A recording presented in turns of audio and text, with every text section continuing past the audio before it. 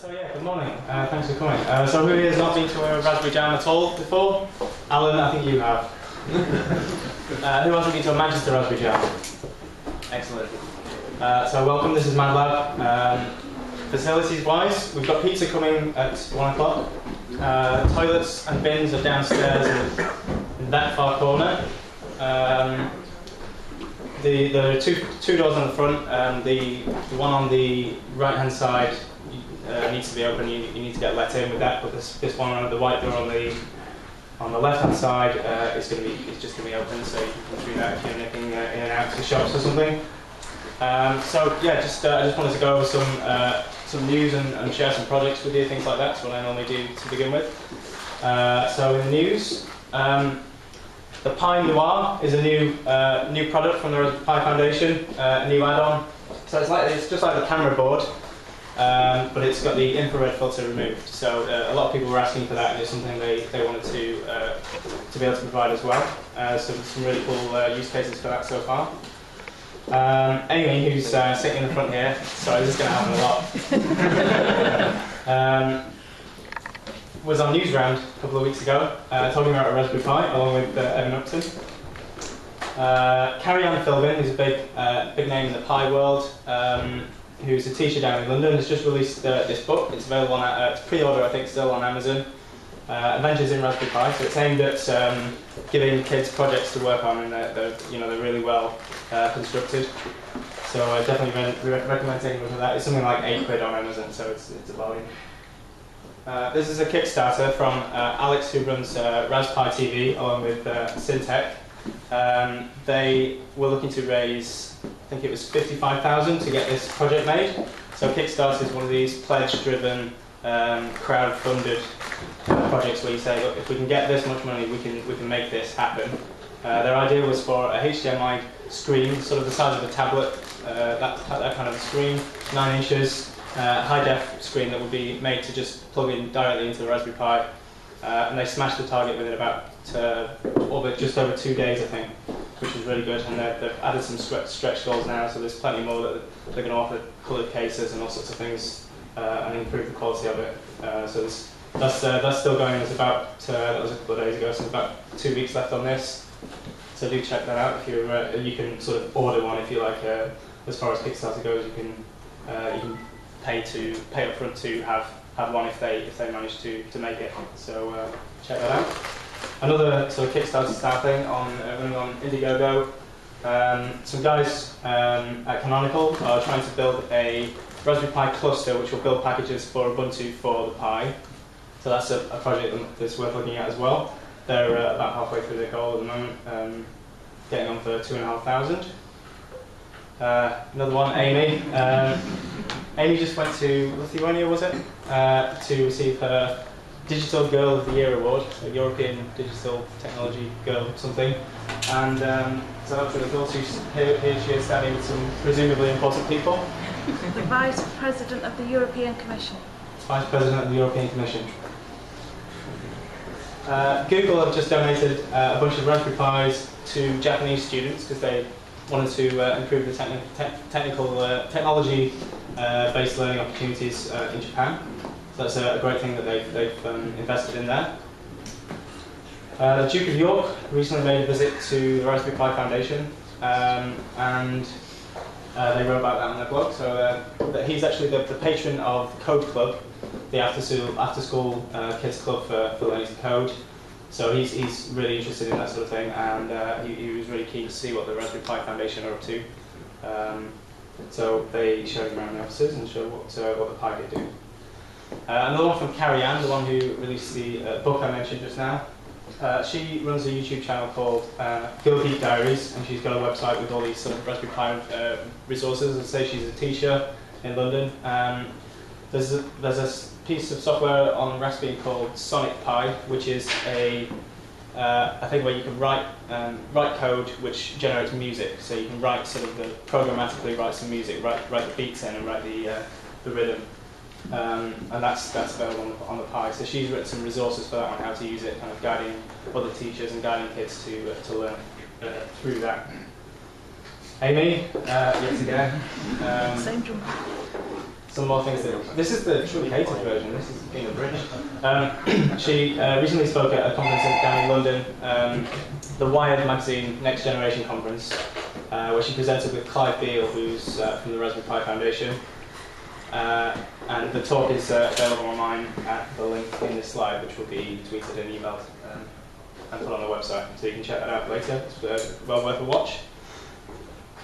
Steve Wozniak, one of the co-founders of Apple, was recently interviewed for BBC Click, and he was asked about the Raspberry Pi, and he explained how he thought it was a fantastic idea and how the learning experience would be really good for using a Raspberry Pi. The fact that you can plug it into real world things and have it use programming to get kick-started, and how you didn't really need that kind of university level education to get started with using a computer properly. So that was really cool as well. You can check that out on the link below.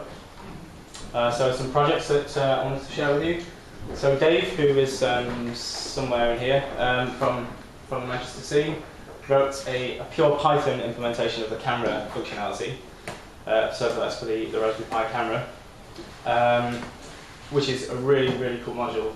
So you just import that, and then you can directly access the camera from Python, and it's a really nice user program module. Sorry. So that's really worth checking out. He's going to give a talk about 11:15 today. The schedule is at the back there, and I'll explain that later. He's going to give a talk on this today and give a couple of demos. He's also doing a project and another talk today called Picroscopy, which will be using it with a microscope with this module. That's worth checking out. Upstagram was another project we saw. This guy was sending up a Raspberry Pi with a camera in this little house thing on balloons, and it was just going around taking pictures from its travels and posting them straight to Instagram. So that was really cool. Some really good pictures out of that. So this is one that somebody made a kind of, those racing games that you get where you see your sort of path around the track and you see the dots sort of moving around. Well, he sort of did one lap with his car with the Raspberry Pi tracking the location and plotting it. And then he sort of went around and did the same track again as if he was, in a racing game, but following the speed of it. There's one from another local guy, Joseph, who this is a little thing for the Pi View, so not Pi View, the Pi Face. Andrew Robinson invented the Pi Face. He's here today as well. This is a program which uses the Pi Face, and it basically shows you your IP address as soon as you plug the Pi in without a monitor. And it shows you it in binary and LEDs on the Pi Face, which I thought was really quite cool. This is a networking thing that I don't really understand, but it looks cool. Take a look at that. There you are. Dave Akerman, who's here today, made this video streaming thing, which he wrote about on his blog as well. I'm sure you can talk to him about it today as well. So thanks to our sponsors. First of all, Primarily, where's Paul? He's here somewhere. There you are, Paul. So Primarily make awesome stuff, which they sell. This is a screenshot on their website. They make the Pi View, I keep saying Pi View. They make the Pi Bow case. This sort of rainbow one was the first one to come out, which everyone loves. And they've got a load of other varieties of cases. And plenty of other stuff that you can buy through them from the Adafruit store, that sort of thing. They all sell through the website. And Paul's, have you got some stuff with you today? No stuff today, I'm afraid. You'll have some stuff that you've got to show, I guess. Yeah, I'll be talking a bit later. Yeah, cool. Great. Generally eating cake today. So thanks a lot for the sponsorship there from Primarily. And BiteMark have provided us all with mugs. We've got personalised mugs, so if you didn't see those, they're downstairs. They've got your name on it, and you can just take that and maybe send a tweet to BiteMark thanking them for that. I don't know what that is. Ollie, any idea? No. I don't know. Maybe it's some sort of pie that Do you mind to a laptop? I don't know. Yeah, something like that. So this is another one of our sponsors today. He's actually just, Ollie, who's standing here, put in a rather generous donation towards the food today.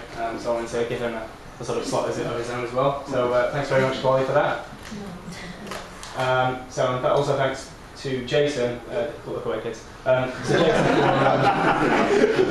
who made this for me when I tweeted that about not having comic sans on my Linux machine, so Jason did that for me on Windows. And thanks to everyone else who put in towards the food today, that's very much appreciated. So this is my last jam, unfortunately, because I'm leaving. I'm moving to Cambridge in 2 weeks to work for the Raspberry Pi Foundation, which is great news. And the jam will still continue. The next event, I don't know, it might be next month, I'm not really sure. Jack Kelly's either downstairs or at the back. Is going to be taking over the jam and keeping it running. Actually, I think he said earlier that he booked one here in January. But I'll put a notice up later with the date and it'll be in the email and stuff. Alan, do you want to come forward? So Alan is one of the main pioneers of Raspberry Jam, and he's been running jams for an awful long time, and he runs the Raspberry Jamboree, which is a big sort of conference-style event here in Manchester. And we had one last year, didn't we, in March? And he's going to tell us about the next one for 2014. Good morning, everybody. It's too loud. Sorry.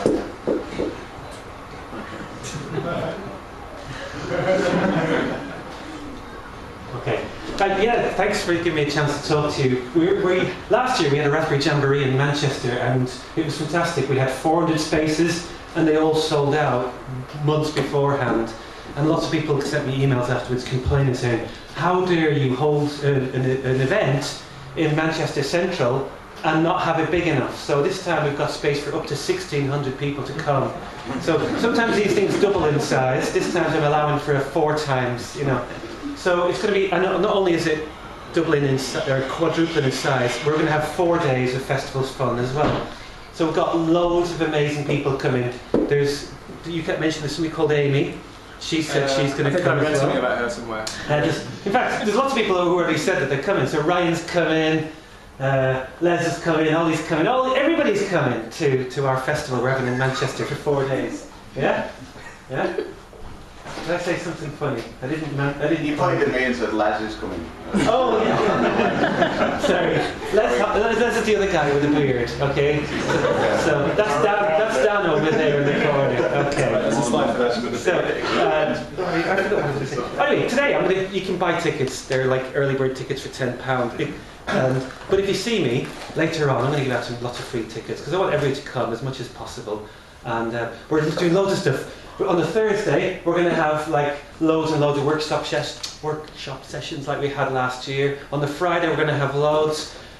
We're doing stuff in the evening for teachers so they can come along if they can't get out of school. We're having a big birthday party on the Friday as well. Pete's coming. Hi, Pete. Yeah. If this was a leap year next year, we'd be celebrating the birthday on the 29th of February. But it's not a leap year, so we're celebrating on the 28th. So come along and eat lots of pie. Okay.